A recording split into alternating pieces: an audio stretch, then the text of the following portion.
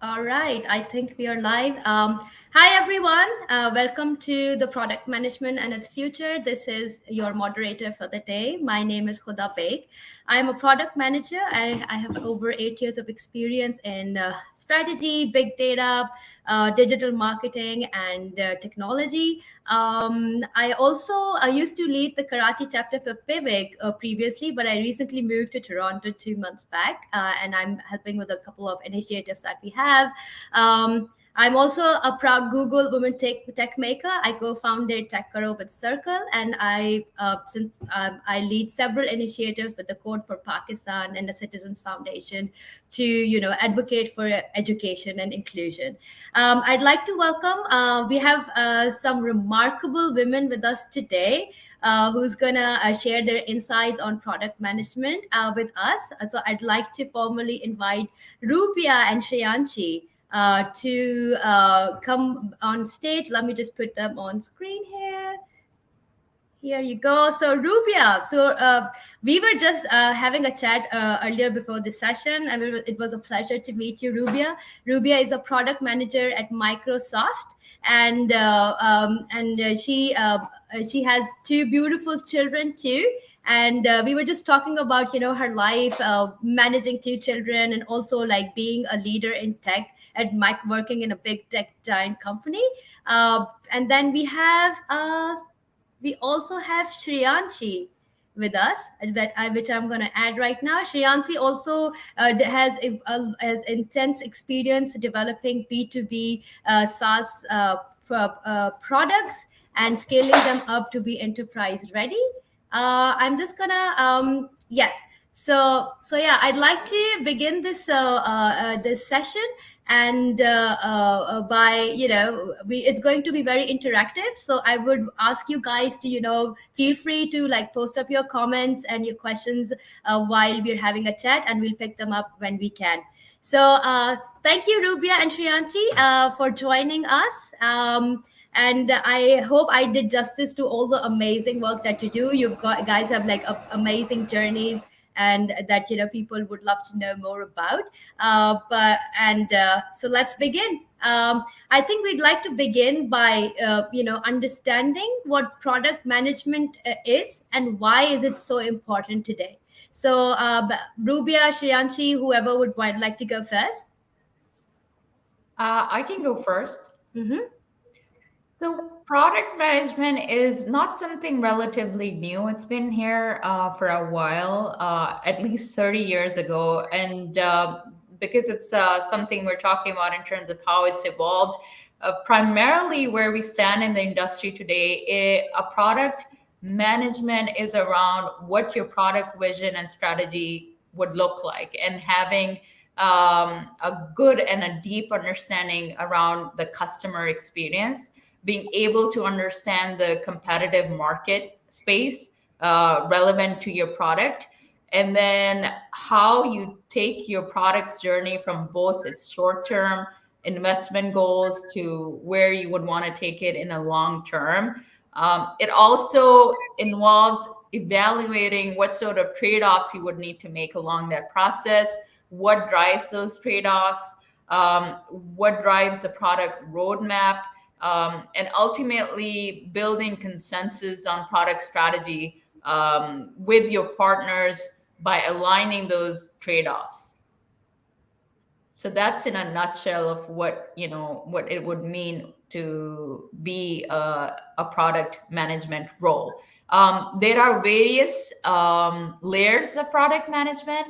Again, they've been added a lot more recently as well. They're now talking about what they call product architecture.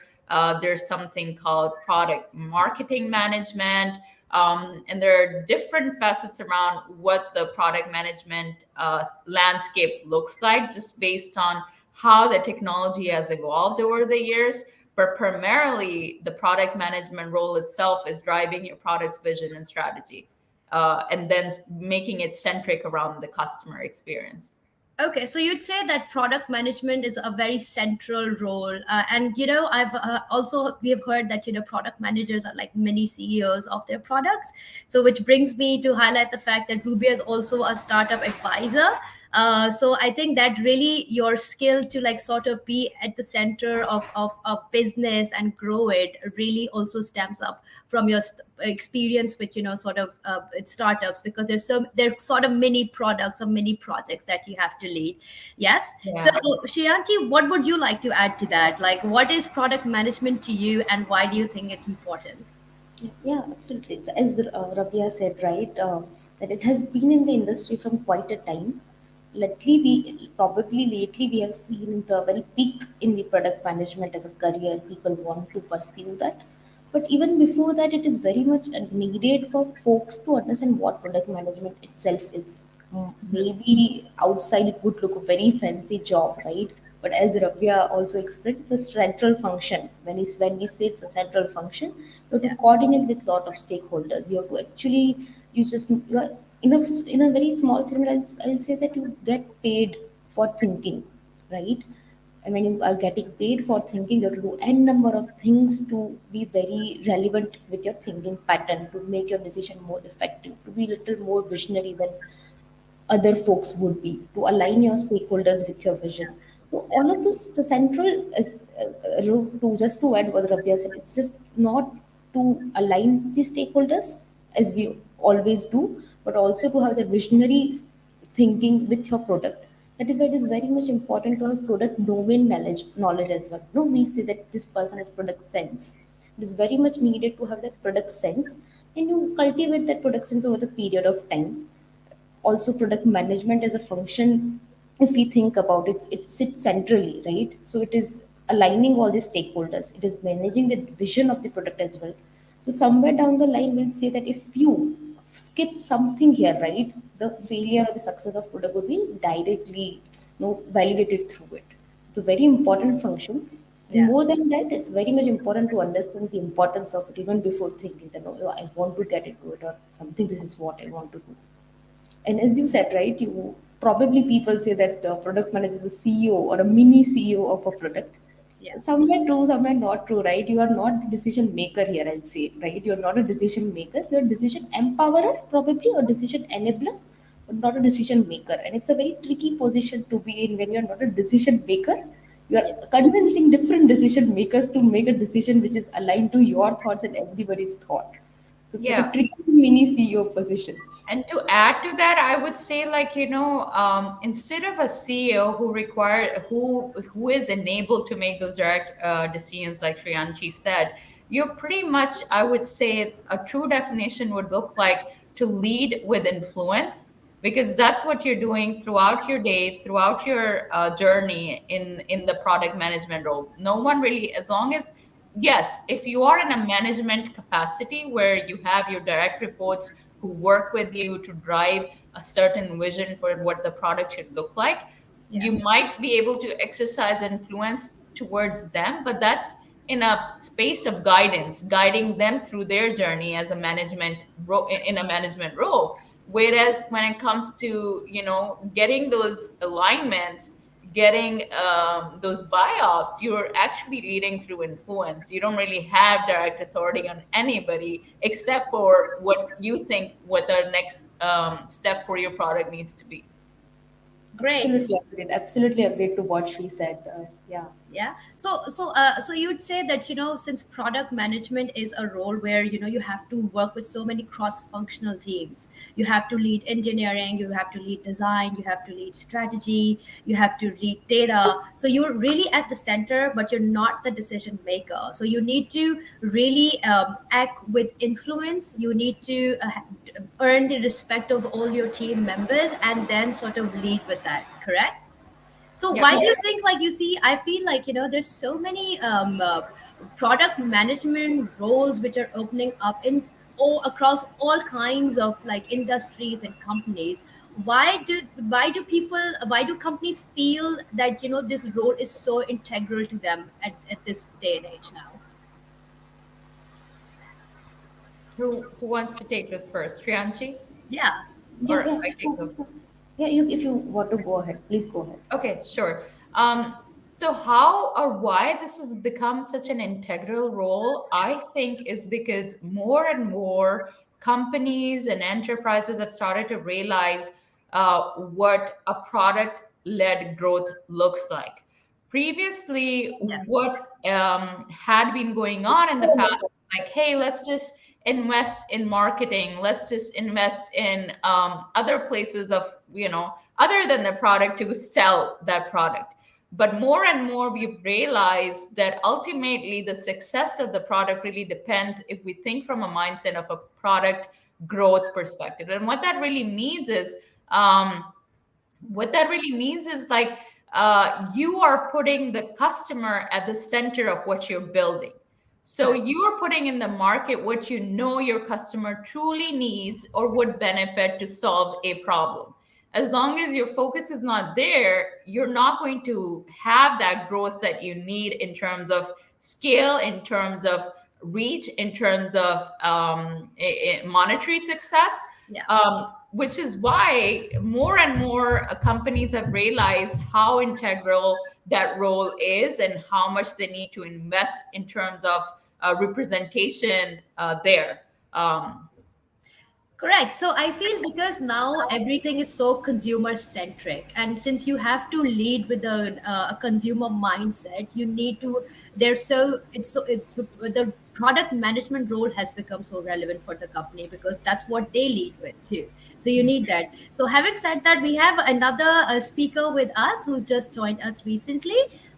She's also a member of our Pivot community, as was Rubia, and I'd like to add that Rubia used to lead Seattle, I think, with Pivot, and Farah is a learning lead at Pivot. So we have a lot of like Pivot representation here, which I'm really proud of. And Farah also has worked for like is a product manager who's worked with like for the Fortune 500 companies. So she have we look forward to what she has to add moving on from here. So Farah, we just spoke about why product management, what it is. We explored Mhm. it and why it's so important. So I'd like to like maybe sort of maybe have your thoughts on how have we seen the product management role evolve over the years. So maybe you can start with that. Sure. Thank you. Thank you. Hi, everyone. Sorry for being late. I was just having technical issues with my camera. So that's a very good question. I know, and I've already told, right? I have been in this for I think the past decades, like the project managers, and I started off with the traditional waterfall. So I think product management role from the traditional waterfall to different flavors of agile, right? As it gets more lean and lean, I have seen project managers being like more and more amenable to change, right? They're more adaptive to change because they have to wear multiple hats during the project cycle. They are the key people driving factors who connect end users to business to delivery teams. So I have seen them like adaptive to changing needs, more risk takers, brave decisions, going all and about, and just be those good negotiators to make your things work. So I think it's a lot of difference than the traditional project managers that we have seen, and I have seen myself even grow in that role over the years, right? How I used to deliver and drive older projects, and how I have grown over the years to be the one that I'm right now. So definitely a lot of change. So maybe Rubia and Shreyanshi could add into what kind of how was the traditional product management manager or product how was product management like maybe 5 years before, and how is it now? Like what changes have you seen? So over the period of time, as Rabia said, right, that companies are also realizing the importance of product-led growth, keeping the customer experience as the topmost priority.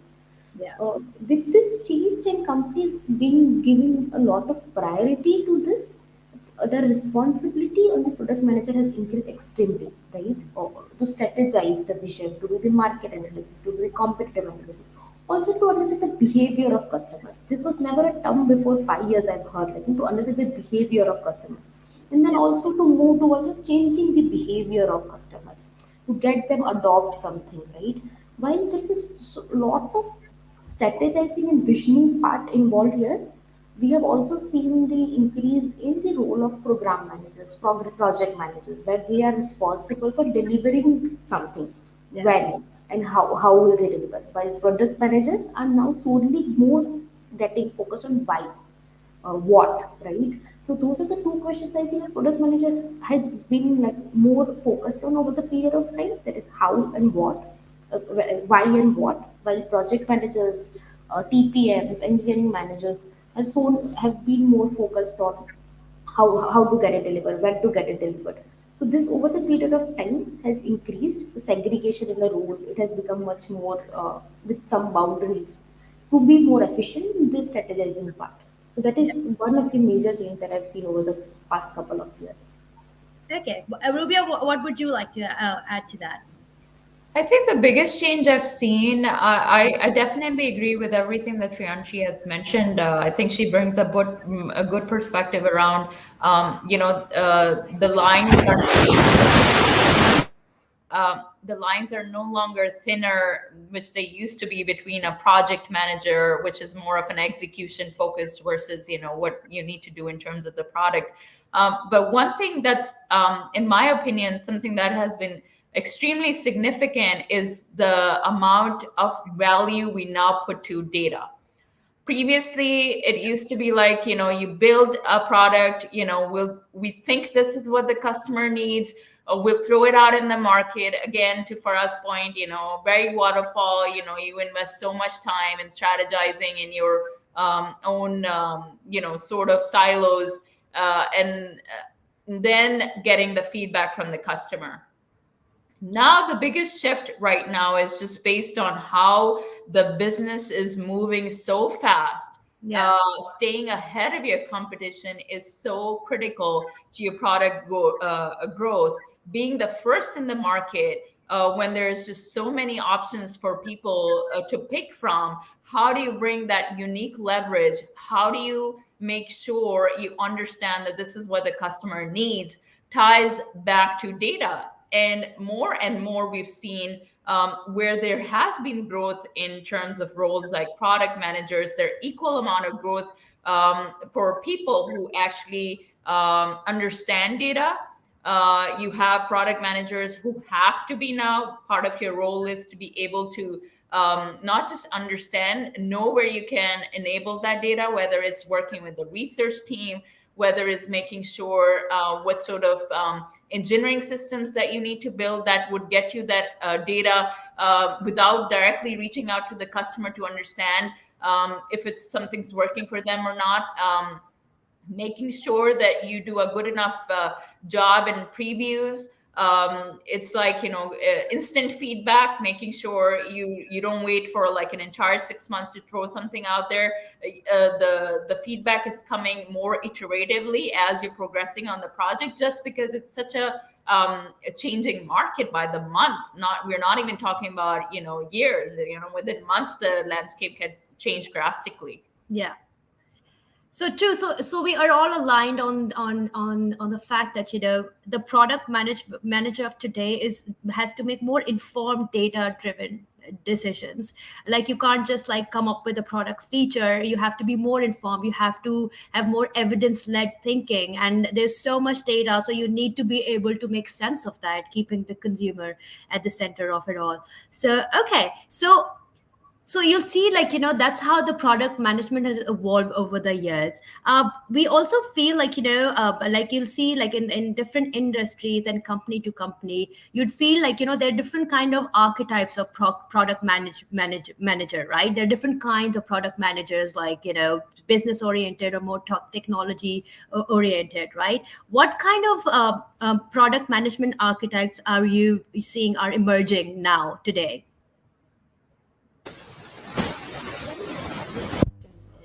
So yes, go ahead. There was a little bit of distortion, but I think we overcame that. Okay, yeah.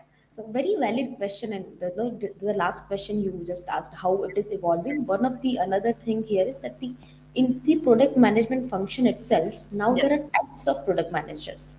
No, there's data product manager, growth product manager, design product manager, which was something very new that I recently heard. Consumer first product manager, etc., etc. Right? AI product manager is another, and then recently, given this the whole Web3 is growing and booming, the Web3 product managers are the different type of product managers which are booming. what as Rabia also said, the data is becoming a very strong component for product managers to take any decisions. So the growth in the data product management function has been exponentially very high over the period of time. And moving further as well, I see that this will be a very important function in the product management itself, which would align to most of the domains and verticals. So there are AI product managers as well, but it would be very confined to AI-led startups, AI-led products.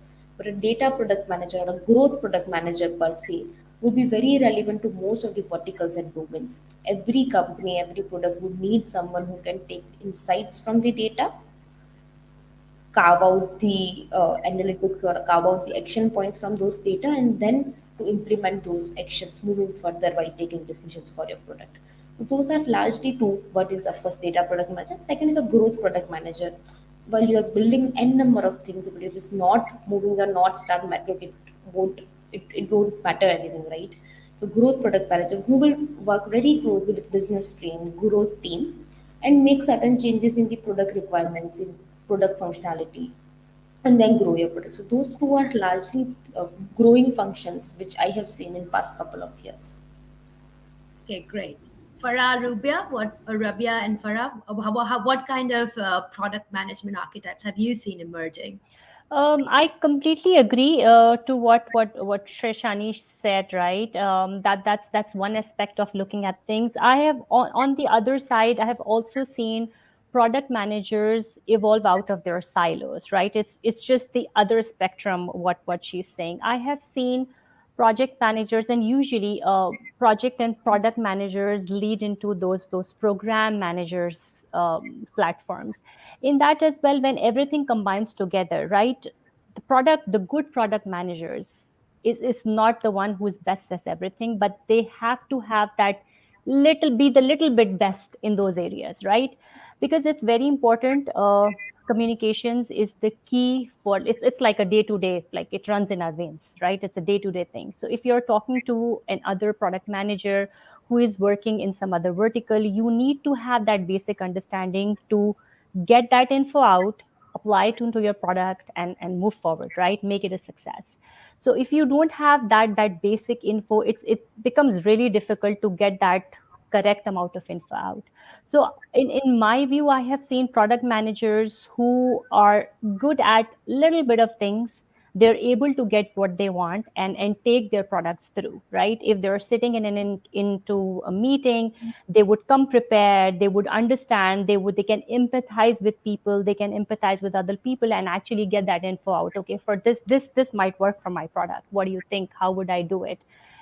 Please give me a team, give me resources. So I have seen like this is spectrum as well, where they're all silos. You have like particular product managers for each part. However, I have seen product managers who have people, but they are the key driving factors of driving that info through. Just like Rubia said, right? You need to have a team that collects data and tell you what would be the ROI on this product when I launch it into the market. What is my user experience that I'm looking at? What the A/B test I need? What the GTM data I need? But for that, they are the key driving factors. They understand, okay, this is what I need. This would work for my product. Can you help me implement it? So it's two things. I know every product, every industry verticals has different needs, but it's like it's a mix of both.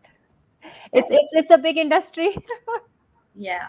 So you feel like it's a very like industry company specific role to like different every company, every team has different needs. So based on their needs, that's what like the kind of how that's how they define the product management role for themselves. Rubia, what would you like to add to that? Thank you, Sevad. Yeah, I can speak from at least my company's perspective. You know, Microsoft was the first company to introduce what was traditionally known as a program manager role. Yes. And that was very aligned to what Farah said. Like, you know, you need to know the breadth of the product, you know, Yeah. instead of having a deep understanding of a vertical, you know, you need to be not just focused on the product strategy to a Yeah. certain degree. You need to also be execution focused. Um, more and more as new companies in recent times emerged, like Facebook, Snapchat, Amazon. I would like to give a big credit to Amazon because they were the first companies who came to realize that we need a role which is very customer centric. They're not worrying about the execution of the project or product. They're not worried about how we're going to market the product, but are understanding the heart and soul of what the customer needs. And this has shaped the product management role into what it is today. And I see that growth going on exponentially in the later years to come. And one thing that I do see would be an added benefit for anybody who's trying to look into this role is the understanding of bringing a unique set of features to your product, or Yeah. putting something into the market where you're a market leader. You're the first in market to be doing that. The reason I say that is in recent years we've seen exponential growth in startups, right? It is no longer, it's a fair game for everybody. It's no longer, we talk about enterprises who are influencing and leading the space. You could have an idea, you could have a good sense of, yes, there is a niche market out there for this particular product. I know that because I've validated with data, I've done my research. I know based on how the industry has been shaping, more and more, this is something that's going to be valid. I say that because obviously, working with as an advisor for startups, I know that people who are doing that, they have an added benefit there. I also work on the IoT core team, where IoT is a very recent phenomena in the recent years, and more you realize, everyone is looking to make sense of their data. Everyone is looking to connect their services, whether there is their tools, to make more sense of it, and adding that uniqueness to whatever that's already existing in the industry would be an added plus going forward. Okay, great. So a product manager could be a business oriented completely or very technology savvy, but it really depends on the kind of company that you're working for or the kind of products that you're working for. So you need to have your skills aligned to that. So thank you so much, all three of you. So moving on, we've talked about what product management is, what kind of why it's so important, what how has it been evolving over the past few years, and what kind of roles are we seeing these days. How moving forward, how would you guys describe the product manager of the future? So yeah, anyone could take this. So I can take that. As we have been discussing, right? I would only say a couple of things. So I Yeah. think a product manager of the future, what I see, and I think it's currently prevalent. They need to have a higher EQ, right? Emotional intelligence. That's the key part of any good program manager, product manager, project manager. The second thing, I would definitely say that they need to be like they're quick decision makers, right? You need to have the right set of data. They should be able to understand and take a decision, right? Because of the changing market needs, it's something that would come really handy. Yeah. And lastly, as Rubia said, and I completely agree with her, they shouldn't be afraid to take risks, right? It's Yeah. okay. We take a risk. We know what looks good. You do it, and if it's okay, if it doesn't work, we can always replan and reiterate. But because of the changing market needs, we can no longer sit on the data for a longer time and be afraid, like not take a risk. Right? That's how not the future looks like. Okay. So definitely. Priyanshi? Yeah, absolutely agree to what Farah said. All of the three qualities that she highlighted is indeed what we would be looking forward in, in future of product management as well. Just to add one point is the high agency in the folks is required for a product management as a function. You have to have that skill of getting things done, right? As Rabia highlighted, Farah highlighted. You have to be fast decision maker. You have to take the calls on the data that you are getting. For that, you also have to have that skill of high agency, getting things done. how you are getting things done is very abstract. It's just to you, right? It's very contextual. But to get things done is the one skill, which is a very basic skill that a product management as a function Yeah. should have. That person should have that skill, high agency, getting things done. Okay. So getting things done, and quick decision maker, someone who has a lot of like emotional intelligence is someone who's going to thrive in the future. Rubia, what would you do? You feel like there are more things that the product manager of the future should have? I definitely would second whatever Shriyanshi and Farah said, especially around the emotional EQ part of it, because I think when we talk about someone who has to be, for me, that's the critical role, being customer centric around it, knowing uh, really well what your customer is really demanding, where that gap is in the market that people are waiting for, it's going to stick. But in order to do that, you need to have a sense of empathy around their pain.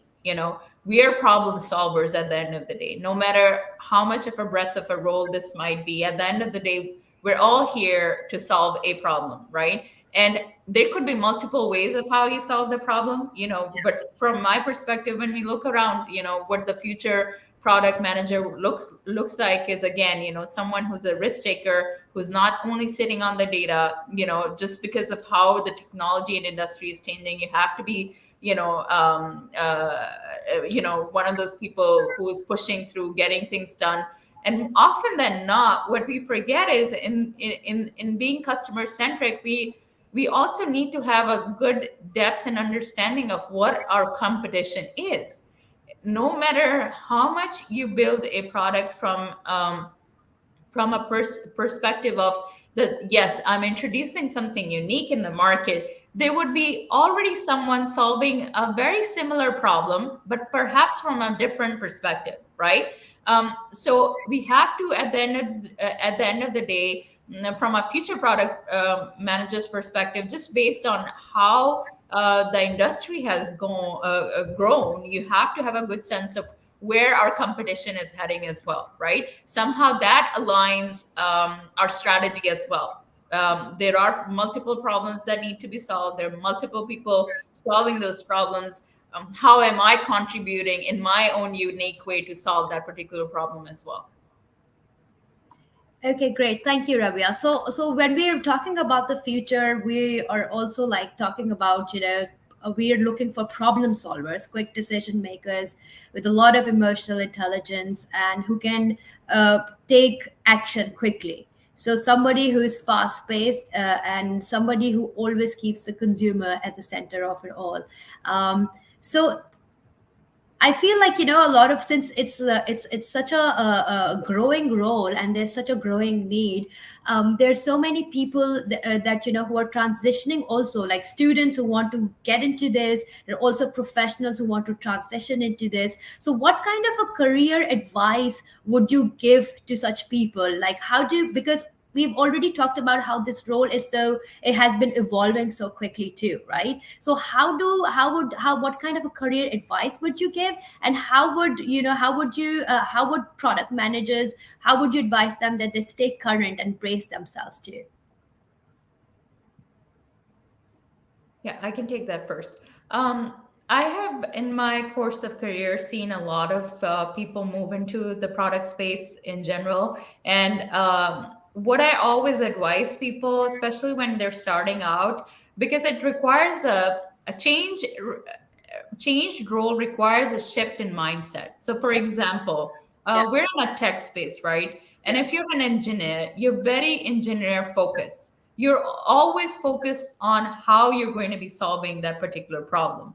And that shift and move is going to require you to shift that mindset into what is it that my company or my team needs to be focused on next? What is the next problem, and why is it important, and how do I strategize that? So that shift in mindset is a very critical piece. And when you're new into this, and shifting from, especially because in my career I've seen a lot of developers and engineers moved into product space, what I've advised them is the best way to do that is to make that shift within your internal teams, where you're already working with those product managers within your team. You already have a good sense of your product.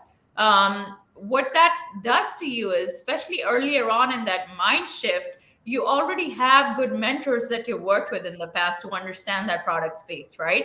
And Yeah. it's going to take time, at least it's 6 months to a year, to transition that mindset from a thinking of not just how I'm going to solve the problem, but what and the why of exactly, which is at the heart of the product management role. What is it that I'm building, and why is it that the customer is asking for it, and understanding those things, right? So that's like the top most advice that I would give anyone who's looking to shift into this for and already who are already in the industry, but Yeah. they're from the engineering space. For someone who's new and a recent graduate, or looking to see what the next career path needs to be for them, I would highly recommend them to take time. Don't jump into things, because that happened to me. I didn't even know there was something called a product management role when I started out and when I graduated. I thought once you graduate, especially from a top engineer computer science school, you have to be a developer, and that's all there is. Yeah. And then that's what I did. And I started my career as a developer, and I'm doing all these things, and I don't really realize, who am I really doing it for? Why am I really doing it? And I actually enjoy conversing with people, understanding why we're doing what we're doing, and what is it that we need to be doing next. So the good thing is now, a lot of young people who are graduating have a good sense of these different roles. I would tell them to take time out, find someone who's already in the industry, who's been doing this for a while, ask them what their day job looks like, because you're going to be doing it this is going to be your life. So you need to have a good sense of what you're getting yourself into, and see if this is something you really want. So those are the two pieces of advice for already existing folks in the industry, and those who are looking to see if the product management role is right for them. Great. And Farah and Shreyanshi? Yes. So, as Rabia said, right, to have that change in the mindset, because you're changing the rules or you're taking up the new responsibilities. Extremely important to have the first principle thinking as well. Uh, Start not to just think on the second order or third order, or just do because things are moving like that. To have that mindset, or have that first principle thinking of saying that why this, to understand it. Also, one of the major factors which I have seen or always helps to have is the inner curiosity to understand things. What this curiosity does is it helps you to go one step more further, to deep dive into what you are currently doing. So those two are a very basic or very important characteristics, I'll say, if someone is trying to get into product management or wants to transition or in the early stage. Over the period of time, I have mentored people to get into product management, and what I essentially always ask first is, why product management? Why do you want to do that? And this first question itself is like, no, because I like to solve problems, or because I like to talk to people. There has to be much more than that, because this is not only what you are going to do. So as Rapia also said, that you talk with someone who is already doing that, understand what the day-to-day job looks like, probably do couple of small gigs around it to understand if you are comfortable with it or not, if you can grow in this career or not, and then take a call. So those are a couple of points for anyone who's going trying to get into product management. Understand the why behind it, and also develop a sense of curiosity, inherent curiosity, and first principle thinking. Great. Thank you, Rubia and Shreyanshi. So we only have, I think, about a minute. So Farah, would you quickly like to add something to it, or should we take like a question from the audience? And Yes, I think both Rabia and Chanchi has yeah. said it correctly. I just wanted to add that Rabia is correct when you transition from a technical standpoint to a product manager. I have been through that. I think she has been through that. The best advice from my mentor that I got is detach yourself from the how part, how it is done. Just detach it. Forget about how it is delivered. Think about the three whys: why, what, and when the customer needs it. So as soon as you go into that mindset about how it is done, forget about it. Like, it can be anything. Anything is possible in the world. Think about the whys. That gives you that mindset. And the second transition I have seen in the market is when you are a business analyst, you want to become a product manager. And that transition is as difficult as you are transitioning from a software developer, because the mindset of a business analyst is very different than that of a product manager. It's not a very easy transition. So I would give those people the same advice. When you're a business analyst, you're focusing on the requirement, what the customer need, but the product manager is not only about the requirements, it's about delivery too. So you have to go into that weeds, right? You can no longer just connect yourself to the customers and then don't know what's going to be done next. So it's like it goes both ways. When people from two different extremes, whether it's a product owner or a business analyst, transition into product management, or a software engineer or an architect who wants to connect with the customer, I think the key factor is connect with your mentors, see what they're doing, choose a particular industry vertical that you're comfortable in, right? Do not try to just move around. Choose a vertical that you're already comfortable in. Start off small, see how it is going, and then move forward. Otherwise, you would say, oh no. Because everything is gradual. Everything, like nothing comes handy. So that's, I think, the advice that I would give. And stay strong. Stay No strong. worries. Things happen, you replan. Yeah. Do not stress over it. I think that's beautiful. So when we're talking about strength, and as women especially, and since it's also like the Women's History Month, and what advice would you give to women to stay strong? Since you all of you advocate for diversity, inclusion, and have been passionately doing it through like different initiatives. What advice from your experience would you give for women particularly to stay strong here in their careers? So I can take that. I think, where should I start? I think for women, it's being in the technical area. It's already difficult, right? There is this mindset. It's changing. That's good over the years. But I think for women, and sometimes we have already seen that stereotyping, right? When you're saying something important, maybe people don't think it's that important. So I think for what I have seen, for women, as I said, stay strong. Even if somebody is contradicting you, it is going into that negative energy space. That's okay. I think being positive, Yeah. staying to your strengths, coming up with data, and always, I think, empowering yourself with more and more information. The more confident you are, the more confident you are in the room, right? Yeah. So I would always suggest this to women. I have been into that space, and even if there is a problem, you fail, that's okay, I think, because I think whoever is persistent to failures and not afraid to go forward around it, I think that's the person who eventually wins, right? We have seen it over the space of time. This is what happens. So I think this is the key advice to women. That's okay. Start small. Even if you fail, that's okay. Connect with your mentors and move forward. Do never look back. So, great. So we have a question from the audience too on the same, being strength from Hamna Asher. So sorry, not this one. This one I think you guys have answered. There's another great question that when we're talking giving advice to women in general, like how would you draw on your own personal experiences that maybe one of you could talk about it, and how did you work around that very quickly? Since we're a little short on time, but we would love if you could talk a little more about that. Maybe Rubia and Shriyansha could answer that. Okay, I can take that. What challenges did you face as a PM, and how did you work around that? Correct.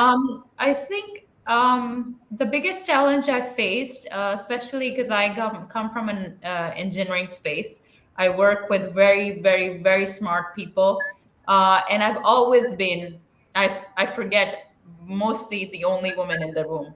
When you're the only woman in the room, people tend to talk over you. It takes a while. Earlier on in your career, you think that you need to, in order to get to consensus, align with people in the room. But then you have to remind yourself that your focus is the customer, and you are the voice of the customer when the customer is not in the room. Know and do your research, but when the time comes, make sure you're heard even if you have to repeat yourself twice, make sure you're heard. And Data never lies. So if you have a bunch of people you need to convince and you think your voice might not be the only one that would be there to convince, back it up with data, because data never lies. If you need to walk in with allies, make sure you connect with them before the meeting. Make sure they already know the story that you're walking with. At least the critical stakeholders are already convinced on the idea that you're selling. Then bring them into the room.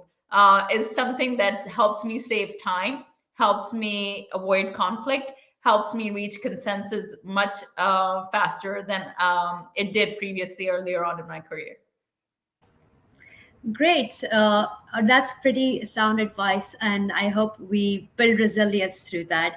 Shreyanshi, would you like to talk about like any instance from your own personal, personal experience as a product manager, and how did you work around that? Yeah. So, as we say about it, right, we have to align multiple stakeholders to it. But Yes. story we sell to each stakeholder is very different. Yeah. If you are going and talking to a design manager, the story you sell to that design manager and the data you show to that design manager will be very different than the story that you'll sell to probably your VP of product or your manager, right? And same goes with your engineering team. So understanding the thin line between where to modify the story while you're not manipulating the data at all, but just Yeah. putting a different phase of the story or different phase of the data amongst each stakeholder is very important. Early on the career, I was still learning that, but over the period of time, as I learn more about it, I think getting consensus, getting buy-in for the decisions becomes much more easy because you only present something which is valuable to them. That is one. And second, what I perceived over the period of time is if you value people's time, they'll value your time as well. So being very prepared, doing your homework as we say before the meeting always helps. Taking buy-in, just onboarding all your stakeholders before the meeting, setting up the agenda before meeting, setting the sending of the some one pager document before the meeting, so that all are on the same page. Definitely helps to make things move much more faster, get consensus on the table, and then get your things done. So those are the good things that I learned over the period of time, and it's absolutely helpful. Great. So glad you were able to work around that. So we only have like 2 minutes left, and I'd like to take one last question. It's from Tayyaba Sharif, and she'd like to know how easy it is to transition from Scrum Master to Product Manager. So, who would like to take this one?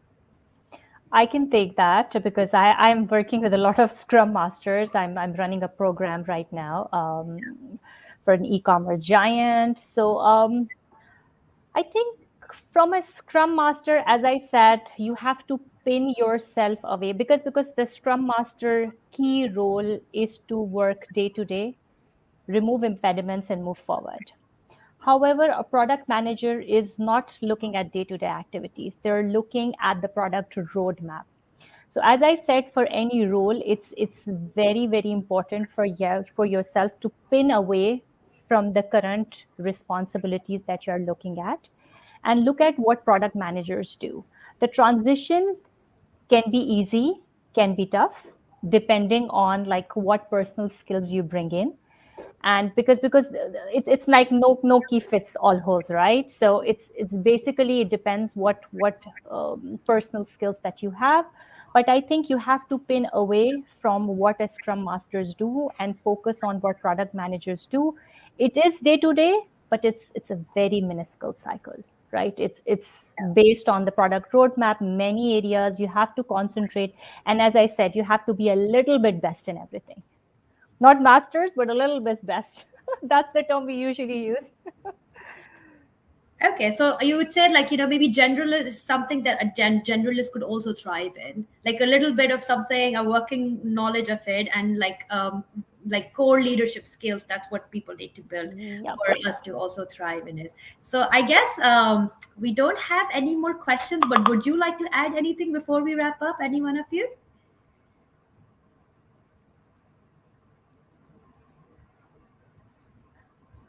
Would you, sorry, my bad. So would you guys like to add anything before we wrap up? Rabia, Farah, Shreyanshi, um, Yeah, I would just say, like, anyone who's looking to transition into this role, feel free to reach out. It's always better to do it together than to do it alone. Sometimes we think, you got this figured out, but with life, I've realized, like, if you're looking to make certain shifts, especially in terms of your career, it's always beneficial to reach out to people who are already in the business, who are doing that, who would guide you, and that can help you move much faster than doing it alone. So that's all I have to say. Totally agree to what she said early on. If you, the mentorship is mentor, the amount of effect a mentorship does is exponentially. It's, as we say, about a compounding effect, right? That is what mentorship does. It compounds your knowledge. It essentially is a catalyst. It plays a role of catalyst in your process. The mentorship is absolutely important. Reach out to people. I feel humans are kind enough these days to respond, answer your questions. And as Farah says, right, don't worry, be optimistic. So that is also one of the key factors. Just don't give up, go on, and also don't feel hesitate to reach out for help. Just ask for help, and it will come to you. Okay. Yeah. So that's one. Yeah, so I guess this is what, like, one of our also audience members wanted to ask earlier, like what kind of interpersonal skills you need to grow. So I think asking for help is very important. Getting along with people, building your community is so important. So with that, I think Farah, would you like to add some comments before we wrap up? I would definitely agree. Mentorship is the quickest way. Absolutely. Yes. Asking the right questions, and I would also suggest that you grow your information, right? And mostly, I have seen people who want to go into product management. They want to do PMP, they want to do agile certification. So I would definitely suggest that you go with the certification. That really helps, but it also helps to get the right info first. Try to start small. If you are liking this thing, you think that this is for you, then go for a certification, because sometimes I have seen people doing certification first and then diving into that role, and then they're saying, oh, not for me. So it takes away that essential time. I would suggest certification is the key, but first start small, see what they're doing, work with a mentor, and then utilize your money, your time into that would would bring out that positive energy, instead of you saying no, maybe I just took away my money and time into this. So that's just my 2 cents. I have actually talked to a lot of people in those areas, so just my little advice. Okay, great. Thank you so much, Rabia, Shreyanshi, Farah, for taking out your time for this. This was absolutely energizing for me. And I'm sure like people will find your insights really, really helpful. It has been a privilege. I wish like, I mean, all of you are just such amazing leaders in in whatever work that you're doing in product management at homes. You're juggling so many things at the same time. So especially us like as women, there's so much that we can learn from you, because it's very important to like really have role models, and that's what you guys have given us. So we would love to continue this journey with you, and thank you for helping us grow together. And I would encourage everyone to also reach out to you and stay connected. And this was very great. Thank you so much. All right, had a great time. Thanks, guys. Thank Thank you. It you. was a pleasure. It was a Thank pleasure. you. It was great talking to each one of you. Yeah, Thank you. same. Thank you. Bye